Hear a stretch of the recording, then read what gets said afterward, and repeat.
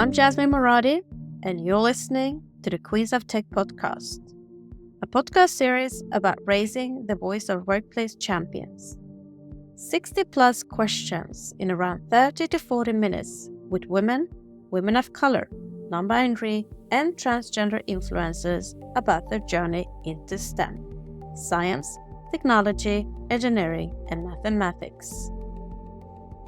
I started the Queens of Tech podcast initiative in May 2022 because I would like to retain more women, women of color, non-binary, and transgenders in the tech industry.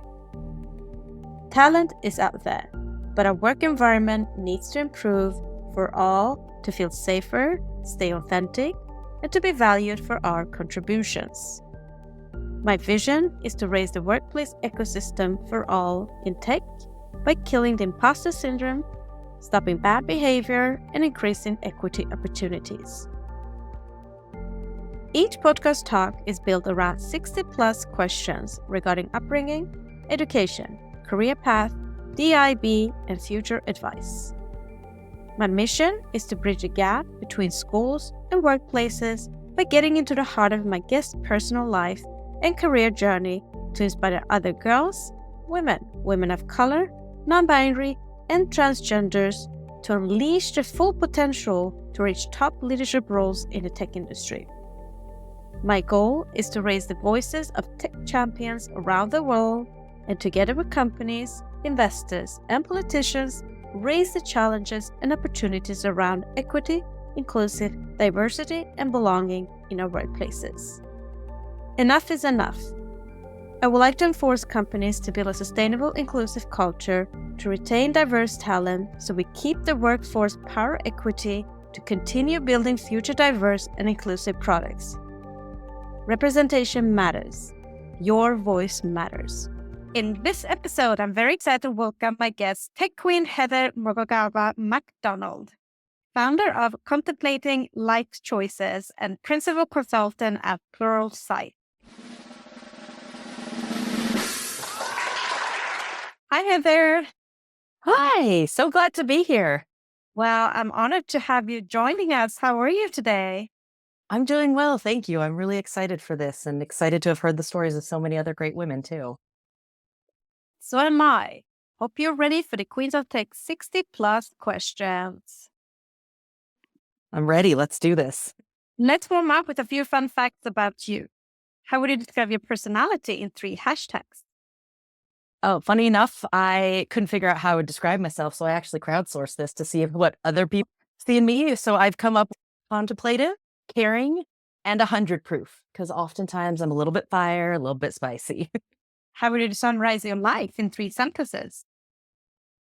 A journey to self-acceptance and love, filled with amazing people and experiences, and the best is yet to come. What kind of music stimulates and motivates you the most? Ooh, I love all music, but probably like techno and pop, just something with a really good beat and good lyrics. I just love it. What is your personal motto? You are enough. What is your favorite book? I have a couple recently. Think Again by Adam Grant, I think should be required reading for anybody in a leadership role. Actually, probably anybody as a human being in the world. But I've also really loved the Wild Robot series by Peter Brown that's just been made into a movie. I just think it's interesting to think about the concept of like robots and potentially what that future could look. What is your favorite podcast? Like so many, honestly, but Hidden Brain with Shankar Vedantam is really good. I love just thinking about the neuroscience of how we interact with the world and those around us. It's fast. Mac or PC? I am on a Mac, so that's Mac. There's something interesting about you that most people don't know. Ooh, I got my M-Class license just for fun. So I actually learned how to ride a motorcycle on a whim. And I'm absolutely fascinated by cars and really just anything that's well engineered, like precision crafted stuff. I'm fascinated by what we as people can make and build. What is your hidden talent? I thought about this one, and I think it is my ability to join an organization and have people feel like I've been there for years, even though I've only been there a short time. And Heather, if you were to write a book about your life, what would the title be? Oh, probably Contemplating Life's Choices, how following my inner wisdom builds me a life better than my wildest dreams. Amazing. Great start. Now, let us dig deeper. Our childhood has a profound effect on our adulthood. Our early experiences shape our belief about ourselves, others, and the world. Now, I want to discover your childhood. Where did you grow up and how did it shape your early experiences?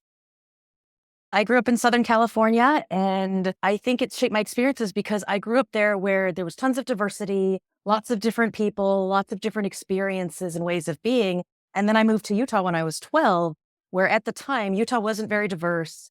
I was probably one of a handful of kids that were diverse in my entire school. And that definitely shaped my perspective of what it feels like to just kind of blend in and belong versus being an absolute outsider in some ways. What was your dream job when you were a child?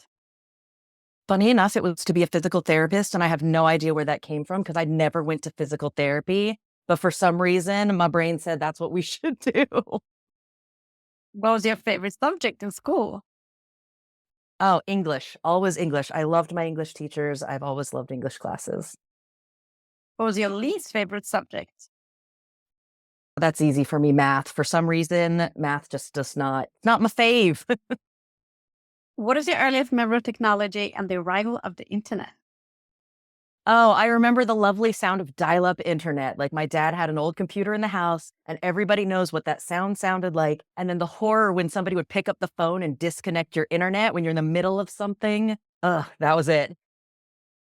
And then, which were the three first technology gadgets you owned yourself, and how did they influence your interest in tech going forward? Ooh, my giant brick of a cell phone where you could literally just make calls. I just thought that was really interesting as a device itself, to be able to actually take a phone outside of your house and be able to make calls. I had a laptop when I first went to college, and I know that's a privilege that not everyone has. But to be able to take something like that with you and to be able to do homework and stuff was really cool. And then I remember having an MP3 player back when, again, phones literally just were phones. I remember having an MP3 player and I thought that was really cool because I had the binder of CDs, that I took in my car. To be able to take something that was so tiny with music, it just started to open my eyes to the amazing possibilities that are inside of technology. And during that period of time, who was your female role model growing up, and what about her inspired you? Oh, growing up, it was for sure my mom. My mom is an absolute saint. She's the person who, if you're sick, she's bringing you food. If you're on vacation, she's picking up your mail. She's just somebody who gives so generously to everyone around her, and everyone values that. And it absolutely has shaped how I am as a person today. And based on what you said, how do you think where you grew up and the school you went to and the generation you come from influence your education and career choice? Oh, I love this. How I grew up was in a rather religious household. But again, my mom was so kind and so generous to so many people. And then growing up in Utah, when again, there wasn't as much diversity back at that point as there is now, it absolutely influenced, I wanted to be somebody that could help other people. I wanted to do careers and work that was meaningful and made a difference because I saw the difference it could make in helping other people through like my mom and what she did. And I wanted to do that for myself. I also knew what it looked like feeling like somebody on the outside and having friends that would bring you into the circle and, make sure you're not alone. And I never want people to feel that way. I always want to create workplaces and spaces that are more inclusive and open for people. That's so beautiful. We are very alike there. I tell you that. Let us dig into your career. But before that, I'm going to read two quotes. First one, how does the universe expect me to choose a career path at 16? I couldn't even choose what I want for dinner. Second, Abraham Lincoln said, I quote, the best way to predict your future is to create it. So Heather, where and what did you end up studying at university? I love both of those quotes so much because I'm living that space of even as an adult in my 40s, I still look around and go, what is my career? What do I want to do with my life? And I don't know because the answer changes. But I do think that's okay. When I first went to college, I actually went to go be a radiologist. Physical therapy, decided radiology. I'm not really sure why. I decided I didn't like the idea of organic chemistry and math. So I decided, well, let's bail out. And then I kept changing my mind. So I went from, I wanted to be an economics major. I wanted to do business. I wanted to do criminal justice. And at some point I just decided, I'm racking up a lot of student debt. I have no idea what I want to do. And I've been working the entire time. So at some point I decided, you know what, I'm going to put my education on hold. I'm going to keep working and see if I can figure out what I want to be when I grew up. And spoiler alert, I didn't ever figure out what I wanted to be when I grew up. but I managed to move up in my career even without finishing my degree. And maybe one day I'll go back and finish it. But at this point, I never actually finished. So in the field and career you are right now, what influenced you to get into it? I love the work that I do right now because to me, being able to create ways for people to learn effectively, to be able to support women in their journey and balancing or actually just managing their life and their career. For me, it's all about creating those spaces of inclusion and belonging for other people. If I can do my best work, I can help other people live their best lives. And that's what matters the most to me. And what professional roles have you had before that led you to start your own and to the current one? I actually have jumped around. So I've worked in construction. I worked in nonprofit for over a decade before I got into banking and then into tech. So what I realized looking back is that my winding path is exactly what makes me really, really effective in the work I do today. Because I've been in so many different spaces and seen how things work, it's really easy for me to jump into a space I don't know and again, still feel like I belong there. I think that winding path was also part of why I wanted to get into this type of work is like, again, for me to make those pivots, knew how it felt for me to feel like, oh, I don't belong here. I'm not smart enough. I don't know enough. And to overcome those challenges, I know that number one, you can overcome them. And I want to help other people have those same opportunities that I did. So what does contemplating life choices do? And then what does Pluralsight do?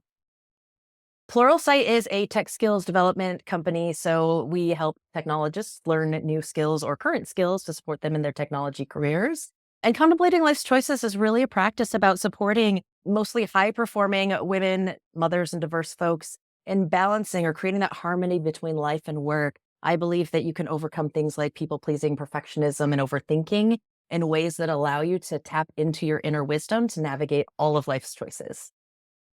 So in both of your roles, what are your titles and what are your main responsibilities? With Pluralsight, I'm a principal consultant. So I work with enterprise companies to figure out what is your learning strategy and what is your business strategy and where does Pluralsight help you get between those two things.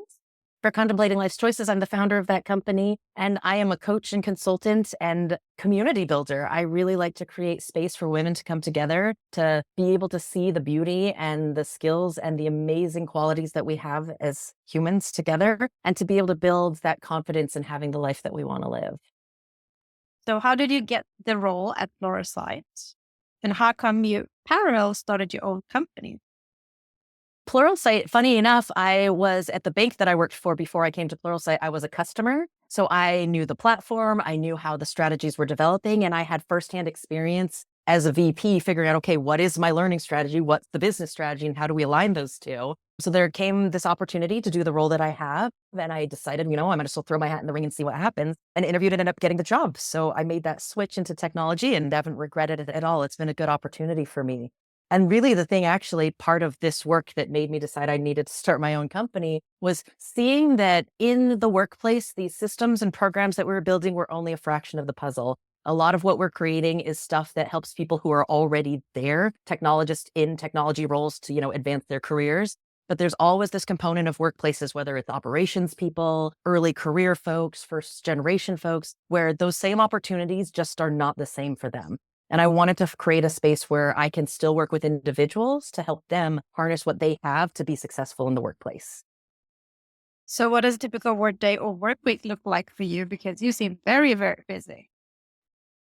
There is no typical week. Some days I'm in back-to-back meetings working with clients or doing coaching. Other days it's really heads down work of doing that deep thinking and figuring out, okay, what is the strategy? How do we work on this together? And then other times it's really collaborating with my colleagues or peers or other folks in the community to figure out, are we making progress towards the things that matter the most to us? I love the quote, choose a job you love and you will never have to work a day in your life. So based on everything you said, Heather, what do you love the most about your roles? I really love that I basically get paid to learn and share what I'm learning with others. The fact that I can spend so much time investing in things that help people live a better life is pretty awesome. And what has been the best experience you've had in your current role so far? Any examples you can share with us? Yeah, I have loved meeting other people who are equally passionate about helping people in their organizations, like maintain and build their skills so that they can advance their career or, follow that dream into something that's, maybe they're an operations person and maybe they're working an hourly job, but they want to get into a family sustaining career. I love being a part of a community of people that is trying to do that for other folks. So I think it's always beautiful to find that there are so many people that want the best for the other humans around them. And it's not all hopeless. There's still a lot of hope out there and a lot of good things happening. And along the way, there are a lot of challenges. So, what is the biggest challenge you've encountered so far, and how did you end up tackling it? I think a lack of understanding around tech tools, and a lot of people think I have a tool, it's going to fix the problem. Tools are just tools. They only work as well as your people and your ability to put that tool into use. So I think people who don't understand that a tool is just a thing, it's not the means to an end. And also people who don't understand that you have to address your people problems before your tools are going to be successful. I think too many people still just want to throw a tool at people and be like, fix yourself, you'll be amazing. But you really have to work with people to be like, change management. We need to talk about this. We need to communicate this effectively. We need to collaborate so that people are getting the same message from the same or from different people in the organization. And honestly, like no best practice or framework is going to work for every single company, for every single group, every single time. It's about contextualizing and customizing what generally works to where your people are at today. And I think a lot of people oversimplify this type of work into, well, I gave you a tool. Can't you just figure it out? It's like, no, that tool is a piece of a bigger picture. And if you don't solve for those things, again, you'll just never really be successful. And what do you wish everybody understood about your role? I wish people understood that even though, I'm a consultant in one realm and a coach in the other, so much of this work is about contextualizing to the individual humans that we're working with. It's not about me knowing it all. It's about me working with people who know different things to come up with a best solution. Or when I'm coaching people, to work with them to find that answer inside themselves. Because I can't, just like I kind of wished when I was young is, oh, I wish somebody would just tell me what to do. Like, that's not a thing. Like, you have to make those decisions for yourself. And I think some people just expect consultants and coaches to have the answers, and we shouldn't. And then what is the one common myth about your professional field that you want to disapprove? That all consultants are just rinse and repeat, take your money, leave you with a list of problems, but no real solutions or anything beyond off the shelf. Like, I get that there are a lot of consultants that fit that mold. And even in coaching, there are a lot of coaches who will take your money, promise you big things, and then underdeliver. But I think it's doing your homework, finding the right people to work with you at the right time, making sure that you have that values alignment and understanding of what are we coming to the table to do together. I think you can get better results that way. And you've worked in different kind of industries and you pivoted into tech. So what do you love about working in the tech industry? The thing I love about tech is there really is an opportunity for people who don't have that traditional, I went to school, I got a degree, I'm going into my field to do a thing. There's the actual opportunity to get into work that can provide you that life-sustaining career. I think tech companies are often more open to non-traditional backgrounds. They're a little bit more open to people who have different ways of learning the skills. And especially if you get into like a startup, sometimes you can get into one place and move into the job that you want versus, like a more traditional, like banking, utilities, places where it is kind of legacy, where they look for people with certain skills and qualifiers. I love that tech is a little bit more open in some places and flexible to kind of getting away from status quo. Oprah Winfrey said, I quote, "Think like a queen. Queen is not afraid to fail. Failure is not a stepping stone to greatness." So Heather, of everything you said, what has been your biggest achievement in your career? It's probably twofold. Part of it is seeing the people I have mentored and coached achieve their goals and grow in their confidence.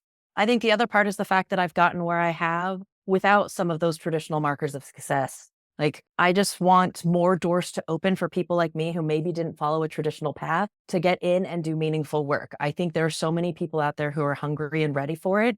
And with just a little bit of coaching and mentoring, they can be really exceptional. And we're holding ourselves and society back by saying you have to go this one path to get here. I think we could do so many amazing things if we're just a little bit more open to people who are a little different from us.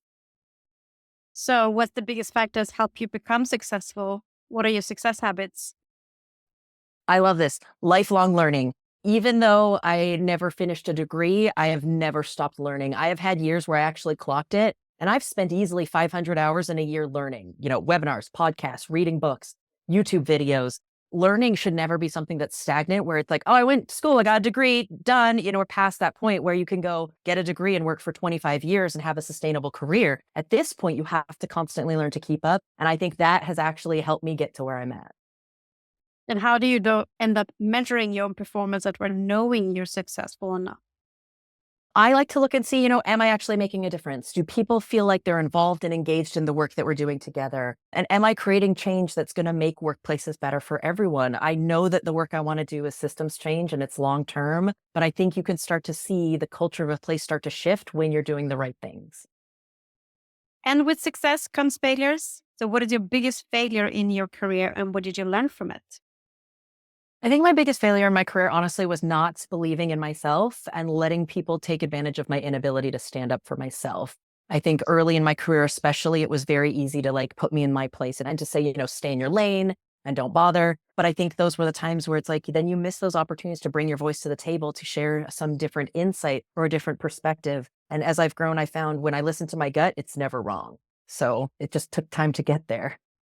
What would you say is inspiring and motivate you the most in your roles and career right now?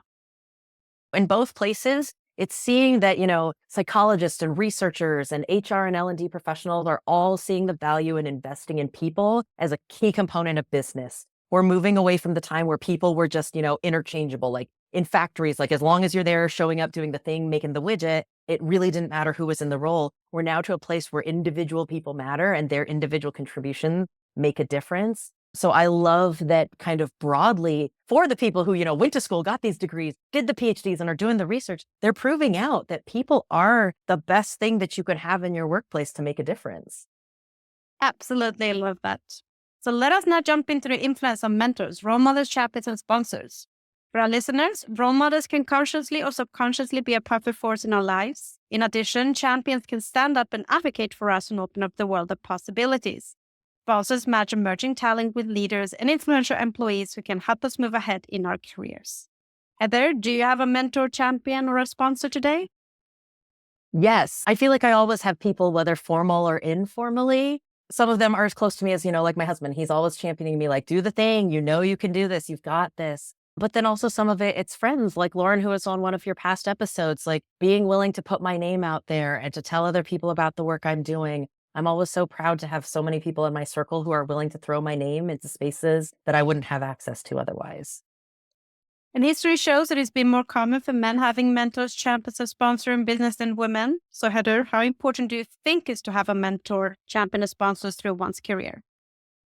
It's so important. Sometimes the things that make us really unique, our greatest strengths, the things that are sometimes hard to see in ourselves, having somebody who can actually show you how awesome you are and help you advocate for yourself while also advocating for you, that can make such a difference in your ability to move up, to get the best stretch assignments, to really evolve your career where you want to go.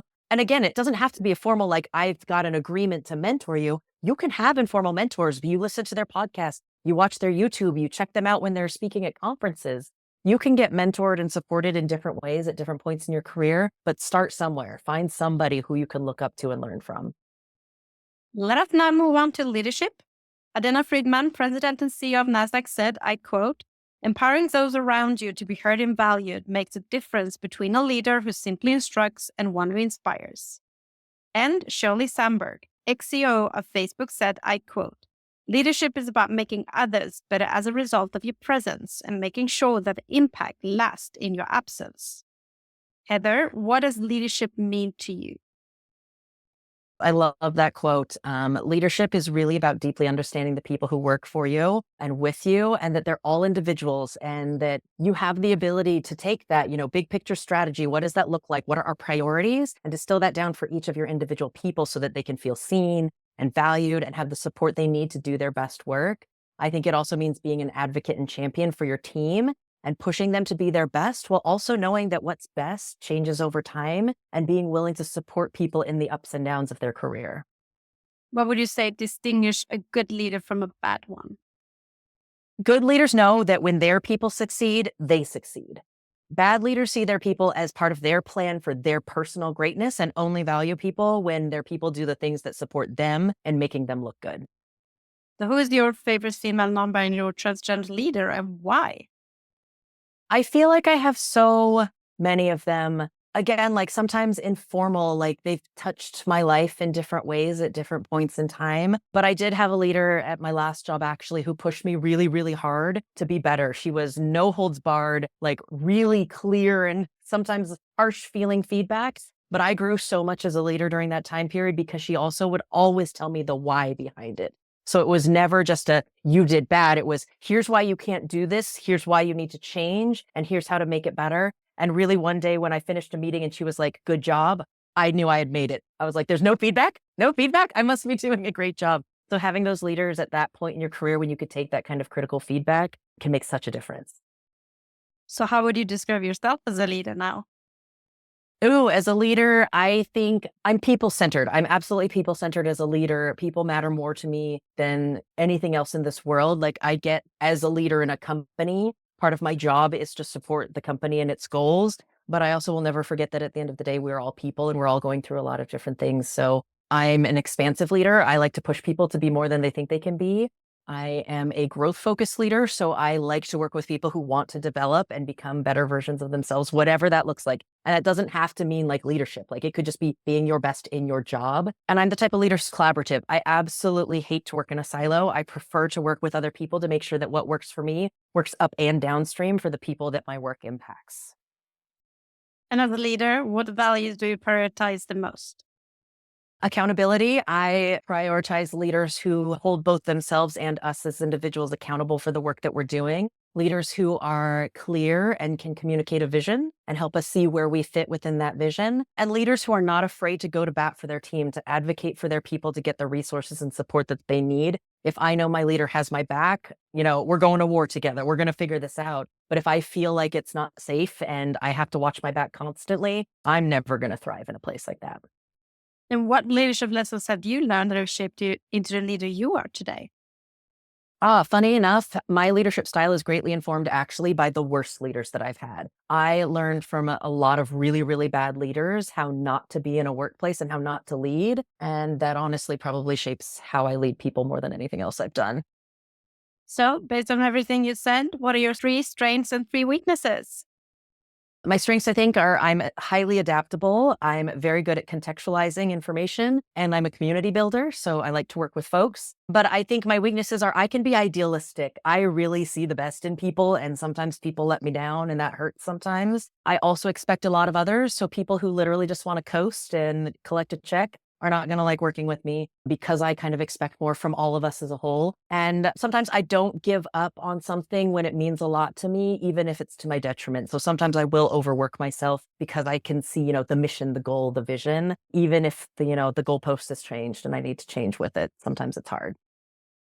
Let us now jump into the hottest topic in business today, workplace culture, unlocking the power of diversity, equity, inclusion, and belonging.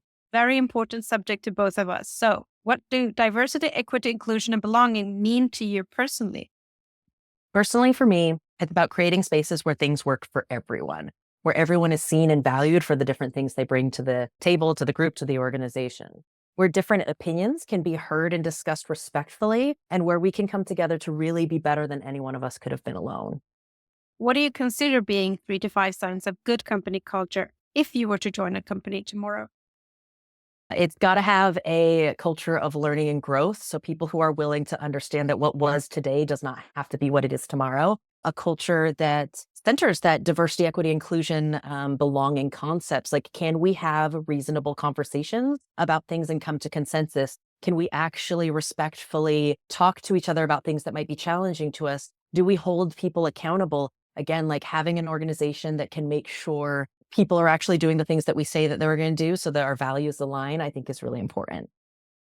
You were born or you grew up in a place that was a lot of diversity, and then you moved to UFA. There was a little bit less diversity back then, maybe more today. So, as a Japanese American woman, what has been the most significant political and cultural barrier in your career, and how have you overcome these challenges? What I've realized is that stereotype around Asian women as being, subservient, they're good followers, not leaders, they're quiet, they're hard workers. I think those stereotypes that exist, I've realized that Just because people don't believe you when you bring those things up doesn't mean it doesn't happen. Like, I think so often, and I've seen it not only in myself, but other women of color, is we gaslight ourselves into assuming we are the problem, when in reality, it's the people around us don't want to face what's going on. So we could be the recipient of, microaggressions or actual aggressions on the job. And some people will always chalk that up to, well, it's your interpersonal problem versus an actual systems problem or a culture problem. And I've just learned that just because other people don't see it doesn't mean it isn't true. Also mentioned that you love building communities. So how do you discuss about these subjects in the IB, challenges regarding salary gaps, promotion, maternity leave with your colleagues, peers, and community? I think it's about having those conversations where we can come together ourselves. So sometimes it's in a group of women of color or other diverse folks by ourselves to actually talk about, like, okay, what are you making? What does your role look like? What are the key components of that job? Giving people that transparency of what it looks like in different spaces, but also helping other people have the resources to find some of that information. Because what I make in tech is not going to be the same as what I would make in like a bank, but also helping people again understand, like, this is what that calibrated range could look like for you. And here's how to start advocating for yourself.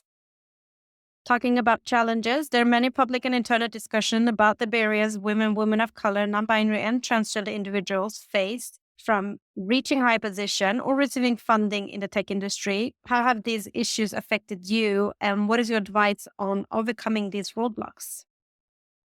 Some of it is that stereotype that, again, like, we make better followers than leaders because of culturally, I think a lot of, especially Asian women, it's probably in a lot of other cultures too, is we have that concept of, don't brag about yourself, don't toot your own horn, stay quiet, just do your job and somebody will recognize you and, reward you eventually. But the fact of the matter is, especially in the US, that's just not true. It is about advocating for yourself in ways that feel authentic and good for you. So I have learned to set boundaries. I've learned how to advocate for myself in ways that make sure my boss acknowledges my contribution, but also feels good. Like, it doesn't feel braggy to me. It's factual. Like, I bring the details of what I've done and the contributions I've made because I know if I don't advocate for myself, nobody else is going to. And today, tech companies invest heavily in marketing, attracting women of color, non-binary, and transgender individuals. But as we know, they're struggling to retain them. Articles online show that women are leaving the tech industry. What is your best advice or strategies for how companies can work to build a stronger corporate culture that engages DIB? Corporate culture is one of the biggest things that needs to be challenged and fixed across most companies. I think it starts both at the top, but also across all of leadership, because even if your senior leaders are bought in, if your leaders are not capable, whether it's a skill competency gap or it's a personal issue, if they're not capable of actually creating inclusive environments, it's never going to be good for the diverse folks who come into an organization. I think one of the key strategies is starting to train your leaders, and not just the out of the box, off the shelf DEI trainings, but actually helping your leaders build empathy, helping them understand other people's perspectives, and holding them accountable for creating that space that's, inclusive of all of the people who are there. I think it is reinventing, some of the performance management metrics. Like, if some of the metrics actually are exclusive of people who think differently or work differently, that's something that needs to be addressed. And I think the other thing that I would say is how we create equity, like in hybrid and remote environments. We all know that people have a bias for the folks that they see directly in front of them on a day-to-day basis. So how do we make sure we remain inclusive for people who are hybrid or remote, especially because those hybrid and remote jobs tend to favor women, people with disabilities, folks who might need that ability to work from home to care for themselves or their families. But how do we make sure that managers can overcome their bias of, well, I'm going to promote my buddy because he's next door to me in the office, and also take into account, like, who else is on my team that should be considered for these opportunities? And those are great advice. But what would you say are the key challenges of implementing a DIB culture in a workplace and in the tech industry today? I think one of the key challenges is there are still so many people that literally don't believe this is a problem. There's too many people who still actually think it's a fair and level playing field, that everyone should just suck it up and figure it out. I think it is about figuring out, as an organization, are you going to make this a part of how you operate as a culture? If so, you might need to make some hard decisions on reshaping who is leading in your organization. And if not, like, you have to kind of own it that we're not going to care about this. And that's the company we're going to be. And at that point, then people can self-select out of your organization because they know that's not a priority for you. I think companies need to stop pretending that they care about a thing because it's trendy and just be who they're going to be. And then, if the markets be the markets, you're going to attract the people who will want to work in that place. And then just, let's see where the business goes after that. Why do you think it is important for more women of color, non-binary, and transgenders to join the tech industry today? It's really important because so much of the world is becoming driven by technology or technology enabled. And I think without the perspectives of people who have different lived experiences, who see the world in different ways, number one, you're missing a huge opportunity to tap into markets that exist that could be funded today that you're just not aware of because it's not part of your reality and existence. I think the other part of it is we need that diversity in the room, because if not, we potentially bake in and amplify a lot of the stereotypes and social norms that exist that are harmful to people today. So having the diversity both to inform how technology is built, but also what technology gets built. I am convinced that there are probably huge markets out there that are just not being served because a lot of men are running these tech companies and it's just not part of their existence to think these products need to go to market. And a lot of companies, they hire these groups in like middle management. But how important is it actually to have women of color, non-binary, and transgender in higher representation at C-suite level and boardrooms with actual voice? Oh, 100%. I've been seeing this so often where the things that are obvious to us because of our lived experience are not represented at those levels because nobody is in the room that looks like us or even understands, the struggles that some of us go through. I think having people at those highest levels of leadership is critical because that's where the policy is changed. That's where the systems change. We can't actually make like long-term changes if we don't have people in those roles who are willing to make the changes organization-wide. Like I can do as much as I can as a leader to support my team and the department I'm in, but then that's where the impact stops sometimes. If our leaders can't see the need for some of these changes, again, we're only as good as the pockets of people that are willing to stand up and do the right thing, regardless of what that means for their career. So all of this is great for companies. So what do you think is the main reason we still see few women of color, non-binary, and transgender leaders in the tech leadership roles and as startup founders still today? I think it's because of the biases that we have. It's the way that we assume that leaders need to look and show up. It's a lot of those social norms that say this is what a leader is. These are the credentials that they have. This is what they bring to the table. I think we need to expand our perspective of what leadership looks like and who fits that norm. I think some of it really is just our own status quo thinking of like, well, this is how leaders always have been, so this is what they need to be forever. We need to be a little more open-minded to what's possible. And there's another challenge, and that is that the data reveals a concerning trend of low funding rates of startups led by women, with only 1 to 2% of the funding directed towards women in the tech industry. It said Black and Latino women in particular receive less than 1%.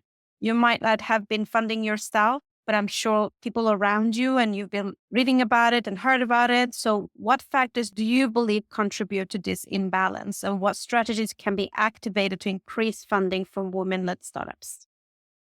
This is similar to why we don't see more diverse women and folks in the C-suite is our bias sometimes tells us, well, everything's fine. It's an equal playing field. We shouldn't have to do this. Or the same challenges that women face in leadership in general of you have to do 2 to 3 times as much work, prove yourself, prove your value, prove your idea to just get that little bit of funding. Meanwhile, like some dude will just call up his friend, get some funding from somebody's dad, and all of a sudden they're going to market with something that literally has no market research. But funders won't even talk to women, and especially women of color, without having a body of evidence that you've already got market share, that you're already basically doing the thing yourself. So again, I think it's changing our perspectives of what good enough looks like to fund these organizations.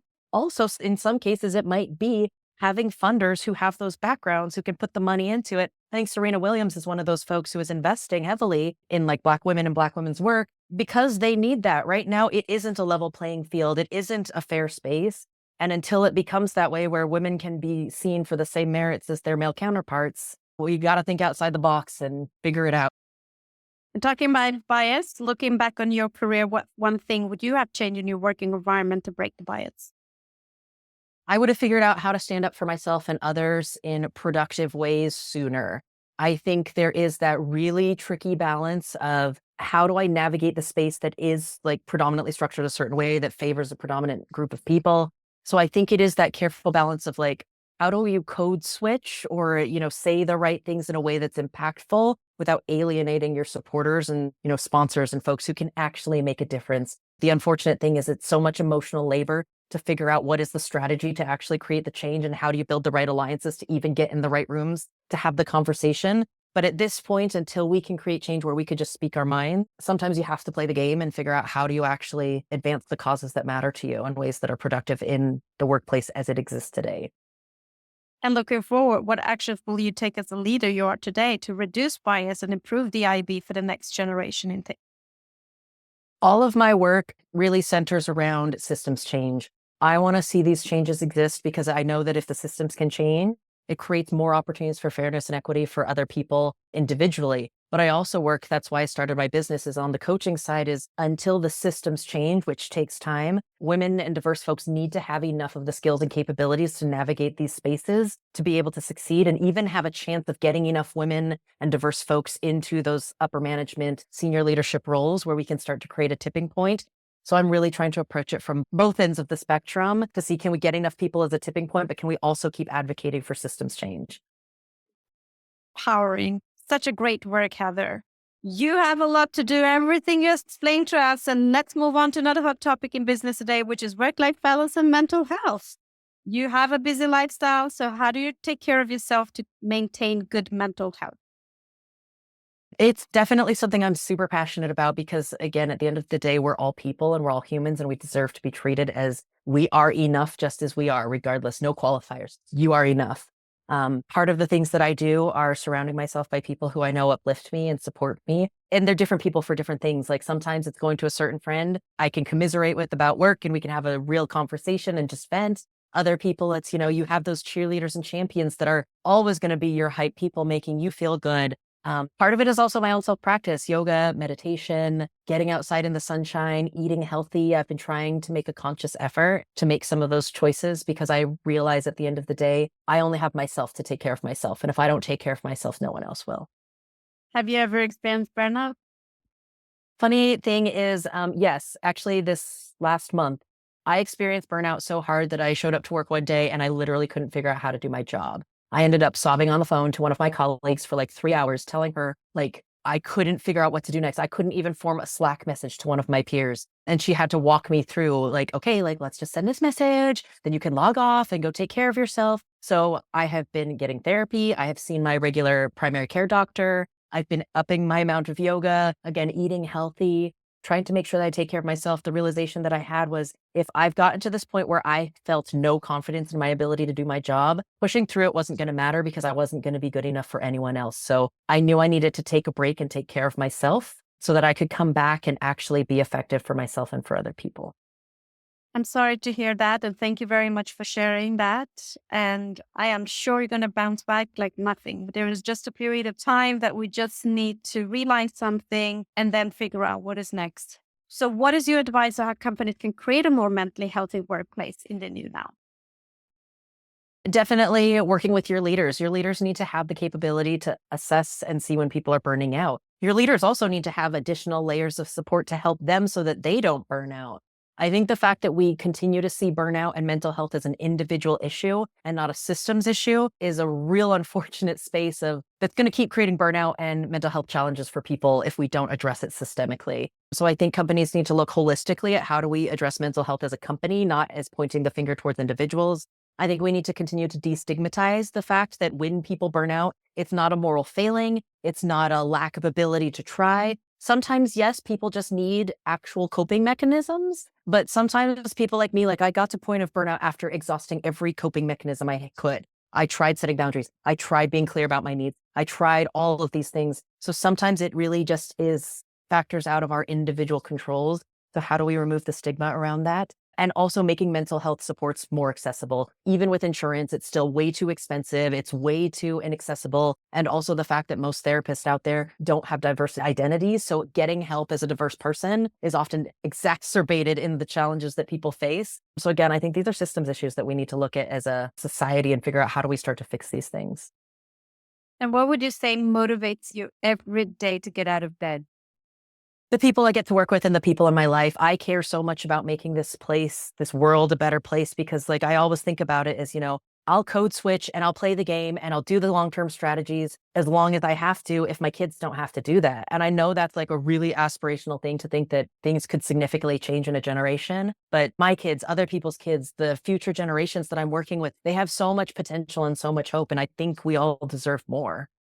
Oh, yes, we do. And that's why we are doing the work we are doing. Yep. So now let us wrap up with a few words of wisdom and a piece of advice for our listeners. Heather, what is the best piece of advice you've been given that has helped you during setbacks in your role and career? That sometimes it's not you. Sometimes the things that hold you back, sometimes the challenges you face really aren't you. Sometimes it is a boss who is biased and has a favorite on the team. Sometimes it is a systems issue that just is dumb, but it holds you back. Sometimes we have to detach ourselves from the outcome of the situation to know that sometimes when one door closes, it's opening a window for you to go through somewhere else. So don't let those setbacks hold you back forever. Like, yes, you can absolutely feel crushed, process your feelings and emotions, but don't let it stop you for the rest of your life, because we are all better than just one setback or one challenge that we faced. And then what's the worst advice you ever received and how do you handle that? Oh, the worst advice is definitely that, oh, you're great. Just keep doing what you're doing. It's all going to be fine. No, it's not. If you get to the point in your career where all you're getting is you're great, but you're not promotable, that's a sign that you either need to get out or move into something else. If moving up is your aspiration, you kind of have to assess it, but that's advice, never taking that. And you've been telling us that you've been learning a lot during your career since you left university, and you do know a lot. But is there something you wish you would have known or a skill you wish you had when starting out in the tech industry? I think it would be the things around like building your network, making sure you have that strong support group around you. I think especially as women of color and diverse folks, like you need people who will have your back when you self-gaslight and be like, maybe I am the problem. You need people to go, I saw that meeting. I saw how that guy treated you. It is not you, it's him. Like you need people who will champion for you, who will hold you up when life pushes you down, and who will help you see the value in yourself. I think that's one thing, like how to effectively develop a network is a skill that I wish I would have had earlier in my career. And if you had the ability to go back in time to when you were just the beginning of your career, what advice would you give to your younger self? You matter. Your voice matters at the table. It doesn't matter how much education, how long you've been working, what you've been doing. Everybody has a perspective that needs to be represented, and it's okay to speak up for yourself. The only things I've ever regretted are when I ignored my intuition and my gut and I didn't speak up and something went wrong. That's it. And what advice will you give to young girls, women of color, non-binary, and transgenders who's trying to break into STEM fields today, especially wanting to become next generation leaders and founders? Ooh, 100% build that network, especially of people who are willing to open doors for you. Sometimes that also is finding, male allies, white allies, folks who, are further ahead in their career behind you. Build that network of support so that you can get those doors open for you so that you can at least get inside and start, working your way up. I think the other thing is to continue to believe in yourself. You will always feel like you have to work harder to prove yourself. In some cases, that is true, but know that you're still valuable as a human being and no amount of overwork is going to change that. You matter. Heather, last but not least, you've had a lot going on. So what's next for you in your role and career in tech? What are your career aspirations? I think the thing that I want to do is really invest in, whether it's in my business or, in the work that I do, is like, I want to build the ability to coach and train and support people in leadership development. I want to help, especially high performing diverse women and mothers who are battling those overthinking, people pleasing, perfectionism, imposter syndrome kind of tendencies. I want women to understand that you can harmonize your career and your life. I think for diversity to thrive in tech, we need to help ourselves have those skills and capabilities to navigate the spaces that weren't always created for us. And I want to spend my time doing that as much as I can. Beautiful. I look forward to that. I'm probably going to be one of your future clients. So thank you very much, Heather, for being a guest on the Queens of Tech podcast, sharing your journey with, without doubt, inspire change and reshape company culture for the next generation of women of color, non-binary and transgender leaders and founders in tech. Hey, thanks so much for having me. This was fun. Thank you for listening. For more podcast episodes and to learn more about the Queens of Tech initiative and to support us, visit queensof.tech.